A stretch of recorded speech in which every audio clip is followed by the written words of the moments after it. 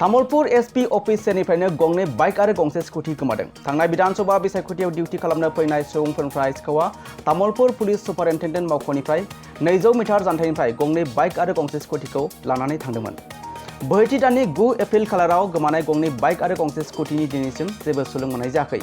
Police थानायाव अजद होनायनि उनावबो पुलिसआ दासिमबो जेबो राहा लायाखै। जिल्ला बिसायख'थि मावख'गिरि आरो जिल्ला कमिशनारनो सिखाव खावनायनि सोमोन्दै मिथिहोनाय जायो, नाथाय जिल्ला कमिशनारनि जेबो बिबान लायैनि गोख्रों अजद खालामदों खावजागिरि बिथांमोनहा। जाथायजों सैनांनाय सुबुंफोरा तामुलपुर प्रेस क्लाबाव बाइकफोरखौ नागिरनानै खौरांगिरि मेल खुंदों आरो खौरां बिजोंनि गेजेरजों बिसायख'थि खुंफुं आफादनिफ्राय क्षतिपुरन नागिरदों।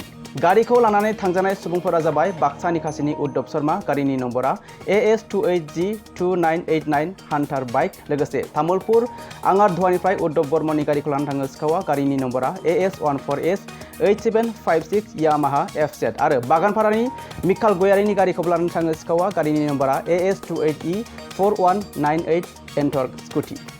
माननीय সাংবাদিক বন্ধুসকল, আপোনালোকৰ দ্বাৰাই চেনেলৰ দ্বাৰাই জনাওঁ যে যোৱা বিধানসভাত 9 তাৰিখে বিধানসভাত ডিউটি কৰিব আহিছোঁ। আমি 8 তাৰিখে ডিউটি কৰিব আহি নিৰ্বাচনে নিৰ্ধাৰণ কৰি দিয়া অৰ্ডাৰ কপি মৰ্মে আমি দিল্লী বজাৰত তামুলপুৰ উইকলি মাৰ্কেটত তেখেতসকলে আমাৰ প্ৰাইভেট যিবিলাক মটৰচাইকেল থোৱাৰ কাৰণে ব্যৱস্থা কৰি দিয়ে। সেইমতে এই অৰ্ডাৰ কপি আমি 10 বজাত 8 তাৰিখে মটৰচাইকেল থৈ নিৰ্বাচনী কামত গুচি গ'লোঁ। সেই যথাবিধি নিয়মমতে নিৰ্বাচন কাম কৰি সেইদিনা 9 তাৰিখে আমি ৰাতি উভতি আহি ভাত পানী খাই তাৰপিছত মটৰচাইকেলৰ ওচৰলৈ ঘৰত যোৱাৰ কাৰণে যে যাওঁ, মটৰচাইকেলখন জাগাত নাই। বিচাৰে খচৰে কৰি চাওঁ, নাই কোনো ধৰণৰ। কিন্তু খুব এন্ধাৰ আছিল জাগাখিনি, কোনো CCTVৰ ব্যৱস্থা নাই, কোনো চিকিউৰিটিৰ ব্যৱস্থা নাই, কোনো এজন মানুহে নাই। তেতিয়া মোৰ এই বন্ধু এজনৰ লগ পালোঁ, তেখেতে ক'লে মোৰখনো নাই, এখেতেও ক'লে মোৰখনো নাই। এনেধৰণে 3খন মটৰচাইকেল নাই। তাৰপিছত আমি DC মেমক আহি লগে লগে অৱগত কৰিলোঁ কথাখিনি। DC মেমে আশ্বাস দিলে, বাৰু চাম মই এইটো। সেই বুলি কৈ তেখেতে থানাত যাব দিলে, কথাখিনি কোৱাৰ কাৰণে এজাহাত দিব দিলে। থানাত তেখেতে অফিচে পঠাইও দিলে মোক। সেইখিনি মোক ভালে কৰিছে, তেখেতৰ গাড়ী এখন দি পেলাই মোক থানাত পঠাই দিলে। সেইমতে আহি পেলাই থানাত সোণাল ছাৰৰ ওচৰত কিবা লিখিত এখন আবেদন দি গ'লোঁ। সেই মৰ্মে আহি আমি 10 তাৰিখে আৰু মই আহিব নোৱাৰাত এই আমাৰ বন্ধু দুজনে আহিল, আহি পেলাই কেছটোৰ এজাহাৰৰ কপিটো ভালকৈ দিব দিলে, সেইমতে দিলে। 11 তাৰিখে আকৌ তিনিও আহিলোঁ, আহি পেলাই থানাত এজাহাৰ ভালকৈ লিখিত দি পেলাই আমাৰতো RC ব্লক কৰাৰ কাৰণে এটা কপিটো লাগিল। তেখেতে আৰু OC ছাৰে ক'লে যে এটা কাম কৰক, আপোনালোকে এতিয়া বিহু আছে, 17 তাৰিখে আহিব, 17 তাৰিখে কেছটো ৰেজিষ্টাৰ কৰি আপোনালোকক কপিটো দি দিম। সেই বুলি সেনেকৈ কোৱাৰ পিছত আমাৰ আৰু কথা আহিল, ৰিক্সৰ কথা আহি পৰিল। সেইকাৰণে DC মেমৰ ওচৰত গ'লোঁ। DC মেমৰ ওচৰত যোৱাত DC মেমে ক'লাক, হ'ব এইটো মই আৰু কৈ দিছোঁ, আপোনালোকে যাওকচোন। সেই বুলি SP ছাৰক ক'লে চাগে, না কাক ক'লে সেইটো আমি নাজানো। কিন্তু ইতিমধ্যে DC মেমৰ পৰা অহাৰ লগে লগে আমাৰ OC ছাৰে ফোন কৰিছে যে আপোনালোকৰ কেছৰ কপিটো লৈ যাওক, লগে লগে ক'ল। কিন্তু 17 তাৰিখে দিব লগা কপিটো লগে লগে হৈ গ'ল আমাৰ। সেইমতে কপিটো আনি পেলাই আমি সিদিনা গুচি গ'লোঁ। নেক্সট আপোনাৰ কিমান তাৰিখে 17ত আহি DC মেমক লগ কৰিলোঁ। DC মেমে ক'লাক যে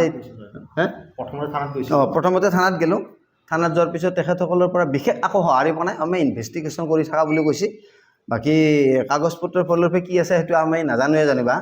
তাৰপৰা আজিলৈকে একো পোৱা নাই। তাৰপৰা আপোনাৰ DC মেমৰ ওচৰত চবতে তেখেতে আশ্বাস দিছিল, যদি 17 তাৰিখে কৈছে যে আপুনি SPৰ ওচৰলৈকে যাওক।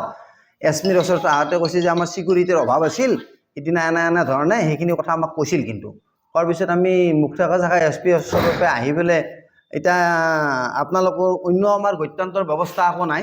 আমি আপোনালোকৰ সাংবাদিক মানে কি জৰিয়তে, আপোনালোকৰ জৰিয়তে আমি নিৰ্বাচনী বিষয়াসকলৰ পৰা অৰ্থাৎ নিৰ্বাচন বিভাগৰ পৰা আমি ক্ষতিপূৰণটো বিচাৰিছোঁ।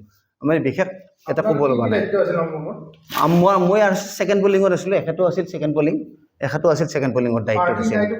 পাৰ্কিঙতে DC মেমৰ নিৰ্বাচন বিষয়াসকলৰ মৰ্মে এইখন আছিল, উইকলি মাৰ্কেট আছিল, আৰু এখন লেহুৰাম বড়ো ফিল্ডত আছিল। একো নাছিল, কেমেৰা নাছিল, কোনো চিকিউৰিটিৰ ব্যৱস্থা নাছিল, আৰু সম্পূৰ্ণ আন্ধাৰ আছিল, পূৰা আন্ধাৰ আছিল, কোনো ব্যৱস্থা নাছিল। তাকো সেইটো আছিল SP অফিচলৈকে যোৱা ৰাস্তা, য'ত মটৰচাইকেল থৈছিলোঁ, একদম কাষতে একেলগে SP অফিচক যোৱা ৰাস্তাটোত আমি মটৰচাইকেলখন থৈছিলোঁ। তাৰ পৰা মটৰচাইকেল নাই। এতিয়া অন্য ক'ব লগা একো নাই। বিশেষ এইটোৱে ৰিকুৱেষ্ট, আপোনালোকৰ জৰিয়তে মটৰচাইকেলখনৰ ক্ষতিপূৰণ বিচাৰিছোঁ। এইখিনি আচ্ছা, আপোনালোকৰ গাড়ী নম্বৰখিনি কৈ দিয়ক। আপোনালোকৰ কওকচোন, নাম্বাৰটো কওক। AS28E 4198 এণ্ট্ৰক। আৰু মোৰ আছিল FZ Yamaha আছিল AS14S 8756 মোৰ আছিলে royal Enfield Hunter, registration number আছিলে AS28G 2989। এতিয়া আপোনালোকে তাৰ পৰা উপযুক্ত ক্ষতিপূৰণটো বিচাৰিছোঁ কিয়নো তেওঁলোকে অৰ্ডাৰ কপি দিছিলে, সেই অনুযায়ী আমি তাতে বাইকবিলাক পাৰ্কিং কৰিছিলোঁ।